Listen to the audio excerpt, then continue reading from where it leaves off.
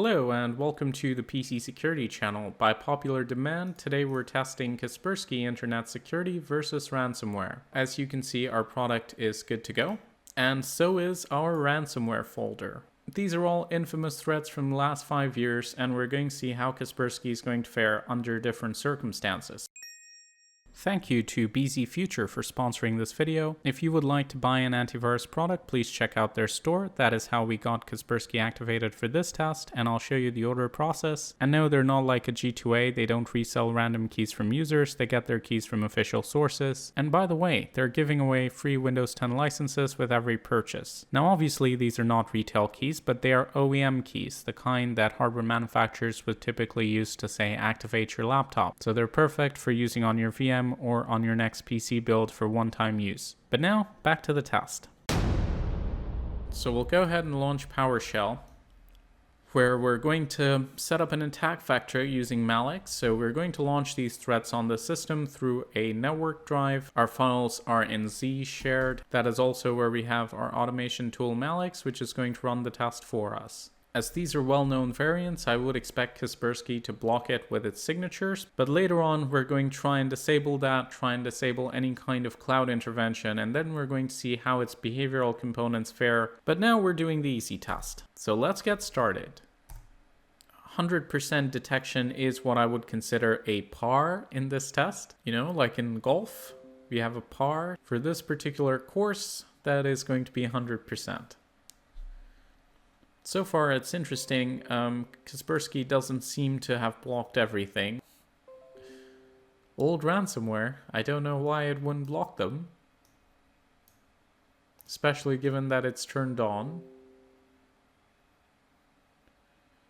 Most of these are getting blocked, but some of these did manage to get through, which is quite troubling. Oh wait, never mind. So the ransomware wasn't able to actually create any modifications. Some of it is able to launch, but at the end of the day, our files are not affected.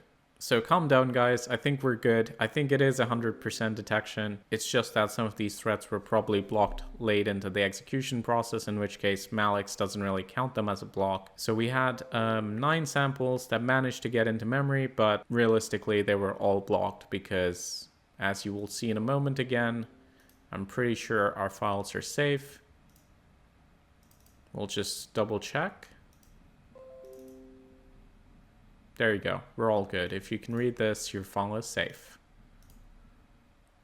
Same for our pictures. So we just have a few README files that were created, but nothing was encrypted or deleted. Seems like even for the threats that it couldn't just blacklist right off the bat, when they executed, it was blocked as ransomware and our files are totally fine. But now we're going to try to eliminate the signature component entirely and see if that is still the case. I'm not gonna lie, when the ransomware started executing, I was like, oh no, here we go again. And you might think, well, what solution wouldn't block 100% of old malware? And if that's you, then, well, you're in for a surprise. Check out some other videos on TPSC. But now it looks like we're good to go.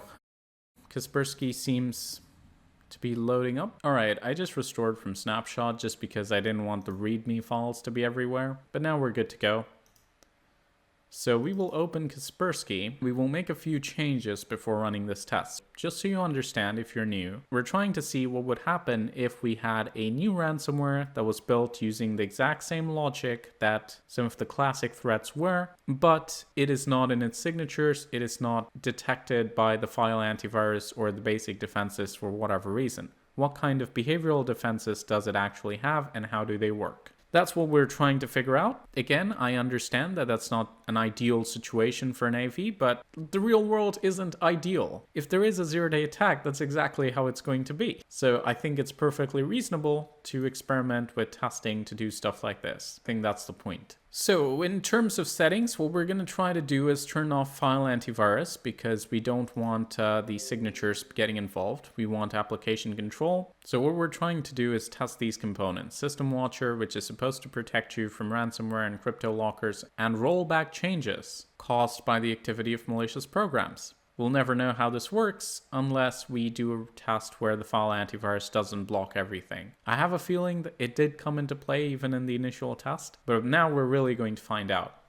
We will also have application control, firewall, everything else. The only thing that we're disabling is the file AV. But wait a second, we also need to take into account the suggestions made in an earlier Avast test versus ransomware video. Hey there, Leo. Just a tip in case you're planning on doing the same test with Kaspersky. When you disable file antivirus, you should also disable Kaspersky Secure Network, as System Watcher will try to get file rating from there instead of analyzing the behavior.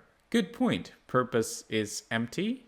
Hey, at least in this video you served a purpose, right?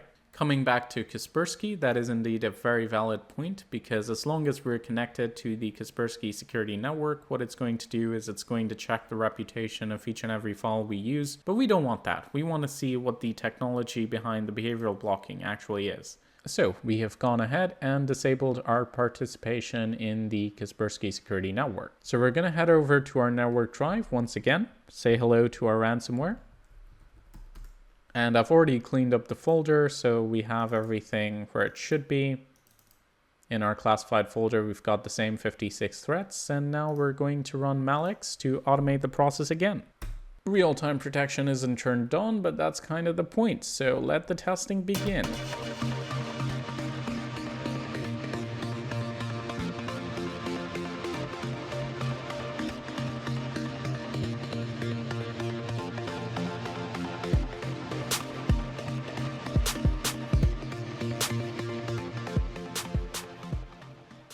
What? It just blocked all of them, apart from one. So our protection got better by turning off real-time protection. File antivirus is disabled. What is going on here? This is incredibly interesting. Post it in the comments. What do you think happened? Let's investigate a little. So, did we have any other protection components that could have kicked in here? Oh, wait a second. So this is all application control. That's interesting. Somebody please nerf Kaspersky. Their application control is OP. It absolutely destroyed our ransomware, and our files are completely safe. This is amazing. But you know, maybe the application control is pulling in some kind of data as well. We're not sure of that. So what we're going to do is we will do one more test. Let's see if our folder is affected. Oh yeah, it's gotten rid of the threat. So we're going to reset the folder once again, and we'll do one more test, and this time we're even going to turn off application control. This is not normally how far I go, but seeing that Kaspersky is doing an amazing job, why not test the last line of defense? So we'll go into settings, and we will try to turn off application control as well. And it warns us that disabling this is also going to disable webcam protection. Now all you ESET fanboys who are whining in the last video, take a look at this. This is how you implement different modules. If you have a module that is dependent on something else and turning it off is also going to turn off something else, this is how you tell the user. I'm not complaining, but I'm just saying, right? There are better ways of doing certain things. And part of what I try to do in these videos is evaluate the products based on how they're built. You don't have to take my word for it, I'm just showing you how it works. And if you're okay with the product where if you just turn off real-time protection, everything shuts down and nothing works, good for you. I'm just showing you how things are so you can make an informed decision. By the way, if you don't know what I'm talking about, go and watch the ESET Internet Security versus Ransomware video. But let's focus on the test at hand. So we've turned off application control, file antivirus, and Kaspersky security network. All we have protecting us against this ransomware is the network attack blocker and system watcher. So we're really digging in here, seeing how the component that is built to monitor ransomware and roll back malicious behavior actually functions. So we'll go ahead and try our test. Once again, we will lie to malix saying that real-time protection is turned on. I should update the text, by the way. That's far too outdated. But for now, let the testing begin.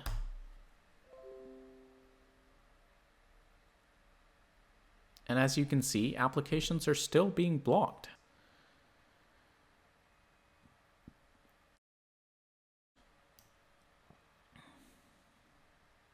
And we've got very clear detection of malicious behavior. So far, so good. We've only got... The number of total misses is very high, but that's just because we are testing the reactive component now. So the numbers don't make any sense. What we're trying to see is our data being encrypted?